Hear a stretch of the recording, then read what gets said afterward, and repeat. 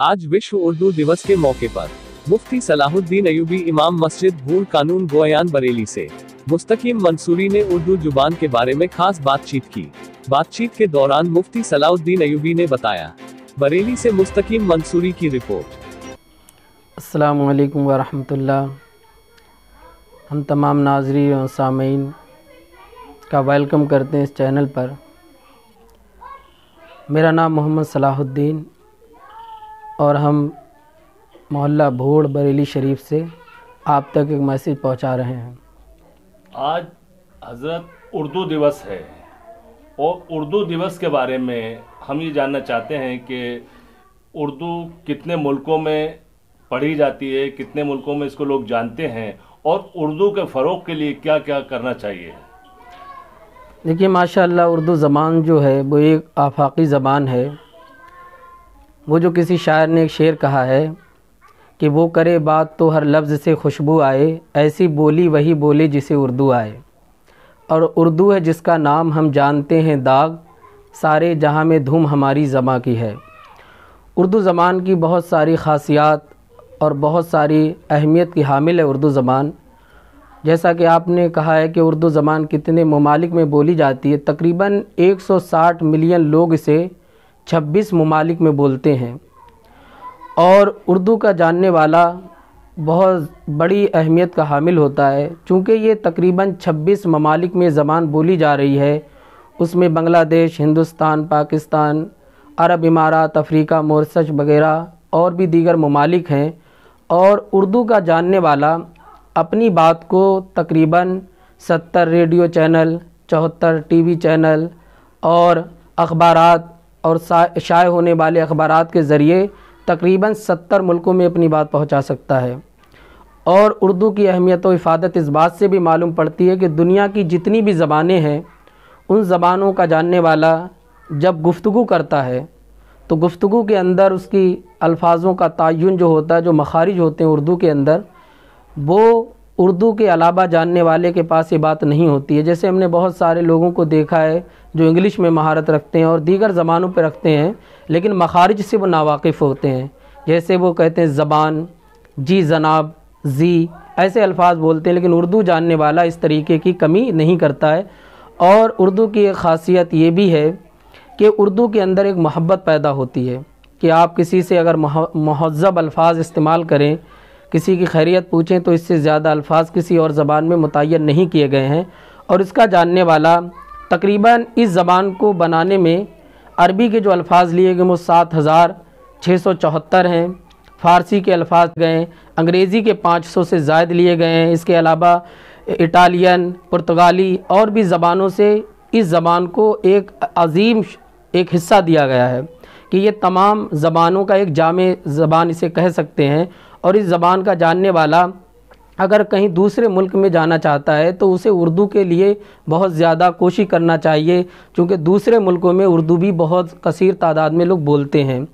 और इस ज़बान की एक अहमियत और इफ़ादियत ये भी है कि इस ज़बान को जो जानता है वो पंजाबी, बलोचिस्तानी, कश्मीरी ज़बान भी लिखने पर कादिर रहता है। और इस ज़बान की एक ख़ासियत ये है कि इस ज़बान को जब आप हासिल करेंगे तो बहुत ज़्यादा मेहनत और तगो-दो करना पड़ती है।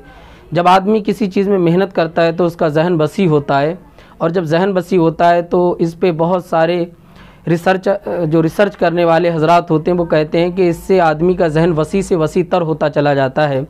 और उर्दू ज़बान जो है वो बहुत ही अहमियत की हामिल है। इसके फ़रोग़ के लिए ये है कि तमाम हिंदुस्तान के रहने वाले अफराद को ये चाहिए कि वो उर्दू ज़बान पर गौर करें और उर्दू ज़बान को सीखें। कोई एक मज़हबी ज़बान को ना इसे मुतय्यन किया जाए बल्कि अपनी इफ़ादियत के लिए इसे सीखा जाए।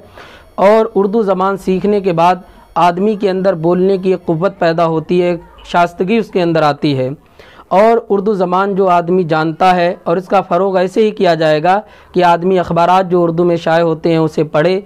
और बहुत इल्मी ज़ख़ीरा है जो कि ख़ुसूसन मुसलमानों के लिए भी अहमियत का हामिल है कि उसे सीखा जाए। हर ज़बान, हर देश अपने मुल्क की बहुत ज़्यादा कदर करता है ज़बान के हवाले से भी। और इस हिंदुस्तान में तो बेशुमार ज़बानें बोली जाती हैं, लेकिन 12वीं صدی میں اس زبان کو بہت سارا فروغ ملا اور 14ویں صدی تک یہ اپنے کمال تک پہنچ گئی ہے۔ تو اس کا فروغ یہ ہے کہ آدمی اس زبان کے الفاظ پر غور کرے، اور غور کرے گا تو پہلے کی ابھی ہم نے پڑھا تھا کہ اس کے جاننے والا فلمی نغموں پر، ڈراموں پر، جو پہلے کی فلمیں ہیں، حالانکہ ہم تو نہیں دیکھتے ہیں، لیکن اس پہ بھی وہ اسے بآسانی انہیں سمجھ سکتا ہے، ان نغمات کو سمجھ سکتا ہے اور ان پہ غور و فکر کر سکتا ہے اردو کا جاننے والا۔ تو اس کے فروغ کے لیے یہی ہے کہ آدمی اس کے الفاظوں پر غور کرے اور اسے بآسانی حاصل کر بھی سکتا ہے۔ ہم یہ جاننا چاہیں گے کہ آج ہمارے ہندوستان کے اندر اردو زبان لگ بھگ ختم سے ہوتی جا رہی ہے، اس کے لیے کیا کرنا چاہیے؟ اصل میں اس زبان کو کسی ایک مذہب سے اگر جوڑا گیا تو تعصب کی بنیاد پر اس زبان کو ختم کرنے کی کوشش، لیکن اس پہ بھی وہ اسے بآسانی انہیں سمجھ سکتا ہے، ان نغمات کو سمجھ سکتا ہے اور ان پہ غور و فکر کر سکتا ہے اردو کا جاننے والا۔ تو اس کے فروغ کے لیے یہی ہے کہ آدمی اس کے الفاظوں پر غور کرے اور اسے بآسانی حاصل کر بھی سکتا ہے۔ ہم یہ جاننا چاہیں گے کہ آج ہمارے ہندوستان کے اندر اردو زبان لگ بھگ ختم سے ہوتی جا رہی ہے، اس کے لیے کیا کرنا چاہیے؟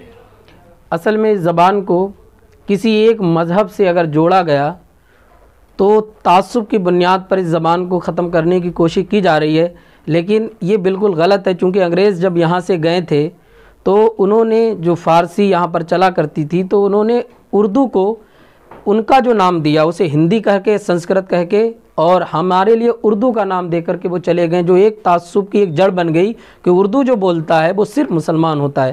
حالانکہ ایسا نہیں ہے، کہ بہت سارے ہمارے تعلقات میں غیر مسلم بھائی ہیں جو اردو پر بہت مہارت رکھتے ہیں، اور ہماری اس جہاں ہم رہتے ہیں یہاں بھی کئی لوگ ایسے ہیں پرانے کہ جو اردو پر بہت اچھی مہارت رکھتے ہیں، جو بہت گاڑے الفاظ جو اردو کے ہوتے ہیں وہ بآسانی سمجھ لیتے ہیں۔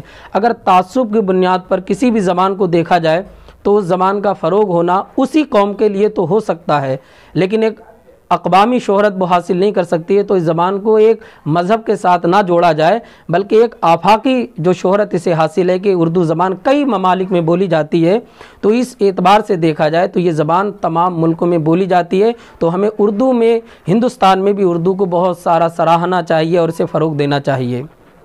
آج اردو دیوس کے موقع پر اس ملک کے لوگوں کو کیا پیغام دینا چاہیں گے؟ آج اس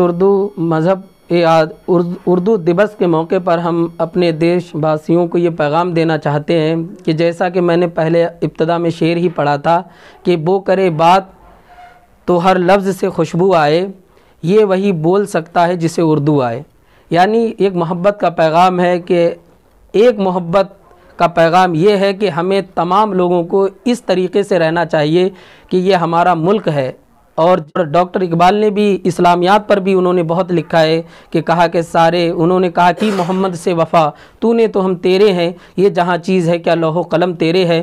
وہیں انہوں نے حب الوطنی کا بھی ایک پیغام دیا کہ سارے جہاں سے اچھا ہندوستان ہمارا، ہم بلبلیں ہیں اس کے یہ گلستان ہمارا، یہ گلستان ہے ہمارا۔ اور بلبل کو جو راحت ملتی ہے، جو چین ملتا ہے، قرار ملتا ہے قلبی، وہ صرف اسے گلشن میں ملتا ہے۔ تو ڈاکٹر اقبال نے ایک ایسا پیغام دیا ہے کہ یہ ہندوستان، چاہے وہ یو پی ہو، بہار ہو، مدھیہ پردیش ہو، کوئی بھی صوبہ ہو، تمام صوبوں کو ملا کر کے ایک ملک بنتا ہے۔ یہ ملک ہمارا ایک چمن ہے، گلشن ہے، اور ہم اس کے بلبل ہیں، تو ہمیں تو یہیں سے قرار ملتا ہے۔ تو ہمارا دیش واسیوں سے یہی ایک پیغام ہے جو میں اس ذریعے سے آپ تک پہنچا رہا ہوں کہ آپس میں محبت بنائے رکھیں، اپنے دیش کی ترقی کے لیے سوچیں، اس کے زوال کے لیے نہ سوچیں، کیونکہ جب آپس کے اختلافات ہوتے رہتے ہیں کسی بھی ملک میں تو وہ قوم، وہ ملک کبھی ترقی نہیں کر سکتا ہے۔ اور بہت سے ممالک ہماری نگاہوں کے سامنے کہ آپس میں لڑ کے وہ برباد ہو گئے ہیں اور کوئی ترقی حاصل نہیں کر سکتے۔ جب ایک گھر میں اختلاف ہو تو گھر کبھی کامیاب نہیں ہو سکتا ہے، اور ملک میں اگر اختلاف ہوا، آپس میں ایک دوسرے کے خون کے پیاسے، جان کے پیاسے رہتے ہیں لوگ، تو کبھی یہ ملک ترقی نہیں کر سکتا۔ اس کی ترقی کا واحد ذریعہ یہ ہے کہ آپس میں ان سیاسی پارٹیوں کی طرف نظر نہ کرتے ہوئے بس ہم ایک ملک میں رہنے والے ایک دیش واسی ہیں، یہ دیکھا جائے اور ہمیں اس پر عمل کرنا چاہیے، اور ایک ساتھ رہ کر کے جس طریقے سے ایک ساتھ رہ کر کے ہم نے انگریزوں کو بھگایا، اپنے ملک کو آزاد کیا ہے، اسی طریقے سے آج بھی ہمیں یہی کرنا چاہیے کہ ایک ساتھ رہیں، کسی سیاسی پارٹی کے بہکائے میں نہ آئیں، اور کوئی کسی دھرم کا نہ مذاق اڑائے، نہ اس میں کوئی تحریف کرنا چاہے، نہ بدلاؤ کرنا چاہے، نہ انہیں ستانا، نہ مارنا، قتل کرنا چاہے، بلکہ آپس میں رہنا چاہیے کہ ہم جسم تو الگ الگ ہیں لیکن ہمیں اپنے ملک سے، اپنے وطن سے بہت محبت ہے۔ اسی لیے کہا ہے بزرگوں نے حب الوطنی نصف الایمان، کہ یعنی وطن کی محبت جو ہے وہ انسان میں داخل ہونی چاہیے۔